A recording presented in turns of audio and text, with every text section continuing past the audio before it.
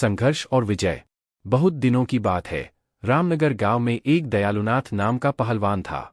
उसका नाम तो दयालु था पर दया उसके स्वभाव में नहीं था। उसकी माँ का नाम सीता था। उसने मेहनत मजदूरी करके दयालुनाथ को पाल पोस कर बड़ा किया था। वह बेटा जो कि 10 वर्ष बाद बड़े ही मन्नतों से पैदा हुआ था। छोटे से ही वह बहुत ही बदमाश था। गांव के सभी बच्चों से हमेशा लड़ता झगड़ता रहता था। माँ सोची, अभी छोटा है इसलिए ऐसा करता है, बड़े होने पर नहीं किया करेगा। कुछ सालों बाद जब वह बड़ा हुआ फिर भी उसकी आदत वैसे ही थी और तो और अब वह अपनी माँ की इज्जत भी नहीं किया करता था। फिर भी माँ उसे कुछ नहीं कहती थी। वह उसकी गलतियों को अनदेखा करती थी। सीता को ऐसा लगता था कि वह आज नहीं तो शादी के बाद सुधर जाएगा। लेकिन दयालु नहीं सुधरा। जब वह 20 वर्ष का हो गया तो वह और भी अत्याचारी बन गया। उसकी आदत इतनी बिगड़ गई थी कि वह अब अपनी माँ और पिता पर हाथ उठाने लगा था। 2 साल बाद उसके बूढ़े पिता भी दुनिया से चले गए। माँ अब अकेली रह गई थी। उसे अपने बेटे की चिंता होने लगी थी कि उसकी मृत्यु के बाद उसके बेटे का क्या होगा। उसे खाना बनाकर कौन देगा। उसकी माँ ने सोचा इसकी शादी एक अच्छी लड़की से कर देंगे तो दयालु का जीवन सफल हो जाएगा। उसका ध्यान अपने परिवार में लगा रहेगा तो वह गुस्सा भी नहीं करेगा। लेकिन ऐसा नहीं हुआ। शादी के बाद तो वह और भी बिगड़ गया। पत्नी पुष्पा तथा अपनी सास देविका, जो कि 2 दिन के लिए अपनी बेटी के घर पर मिलने आई हुई थी, उसे भी एक दिन दयालु ने शराब के नशे में आकर मारा और गाली गलौज किया। बेचारी पत्नी क्या करती, वह गरीब परिवार से थी और ज्यादा पढ़ी लिखी भी नहीं थी, इसलिए वह चुप रही। कुछ महीनों बाद उसकी बूढ़ी माँ की भी मृत्यु हो गई। 4 साल के अंदर उसने पुष्पा 3 बच्चों को जन्म दिया। दयालु उन बच्चों को भी मारा पीटा करता था। पुष्पा यह गम सहती गई और कुछ न कह पाती थी। नौकरों की तरह घर के सारे काम किया करती थी।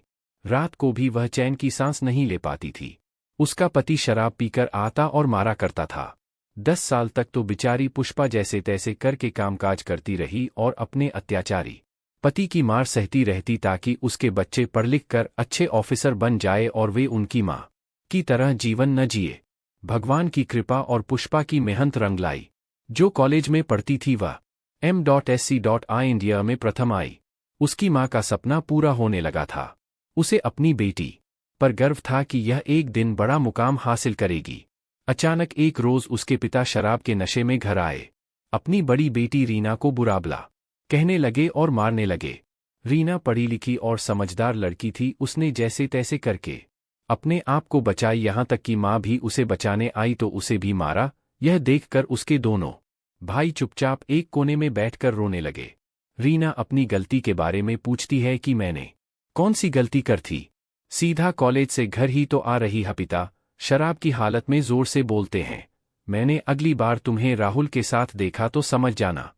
रीना मध्यम स्वर में, राहुल मेरे कक्षा में पढ़ता है और वह मेरा अच्छा मित्र है। पिता मैंने तुम्हें इतना बड़ा क्या राहुल के लिए किया है कि तुम उसके साथ चली जाओ। तुम्हारे ऊपर और तुम्हारे शरीर के ऊपर सिर्फ मेरा ही हक है, इसे मैं किसी और के हवाले नहीं कर सकता हूँ। रीना और उसकी माँ यह वाक्य सुनते ही चुप हो गए और अपने मन में सोचने लगे कि ये पिता है कि हैवान। रीना अब इस घर में एक पल के लिए भी नहीं रुकना चाहती थी, क्योंकि हर रोज के नाटक से वह थक चुकी थी। आज तो उसके पिता ने इंसानियत का हद ही पार कर दिया था। अब उसे पिता नाम से भी घृणा होने लगी थी। आसपास के लोग भी उनकी मदद करने से डरते थे। किसी ने उनकी मदद की तो उसके पिता पड़ोसी लोगों से भी लड़ाई करते थे। लोग उनकी मदद तो करना चाहते तो थे पर कर नहीं पाते थे। उसकी माँ ने उसके लिए इतना संघर्ष किया था, उसे रीना पूरा करना चाहती थी। एक दिन जब उसके पिता घर से किसी काम के लिए 2 दिन के लिए बाहर चले गए थे, तभी पुष्पा ने सोचा यह अच्छा मौका रोज रोज के झगड़े से तंग आकर पुष्पा ने रीना की शादी अपने सहेली के बेटे राहुल, जो कि उसके ही कक्षा में पढ़ता था, उससे करा देती है और अपनी बेटी को इस नर्क से निकाल देती है। उसी रात रीना और राहुल उस गांव से चले जाते हैं और नागपुर शहर में जाकर अपनी आगे की पढ़ाई करते। घर पर जब उसके पिता को यह बात पता चलती है तो हमेशा की तरह फिर से लड़ाई होती है। लेकिन आज के इस लड़ाई से पुष्पा को बहुत सुख समय बीतता गए। जल्द ही रीना वकील बन गई। उसने अपनी मां पुष्पा को उस नर्क से आज़ादी दिलाई और अपनी मां सहित दोनों छोटे भाइयों को अपने साथ अपने घर में रखकर अच्छे तरह से पढ़ा लिखा रही है। आज वे सब एक सम्मान का जीवन व्यतीत कर रहे हैं। अतः पुष्पा का यह संघर्ष पूरा हुआ। उधर उसके पिता अब अकेले अपनी जिंदगी जी रहे हैं, कोई भी उन्हें खाने के लिए नहीं देता है, जैसे तैसे वह पापी अपना जीवन जी रहा है, या कह सकते हैं कि अपने कर्मों का सजा भुगत रहा है। इसलिए ऐसा कहा जाता है कि धरती पर स्वर्ग और नरक है, जो जैसा कर्म करेगा उससे वैसा ही भुगतना पड़ेगा। इसलिए सबके साथ अच्छा व्यवहार करना चाहिए ताकि हमारे साथ भी लोग अच्छा व्यवहार करें।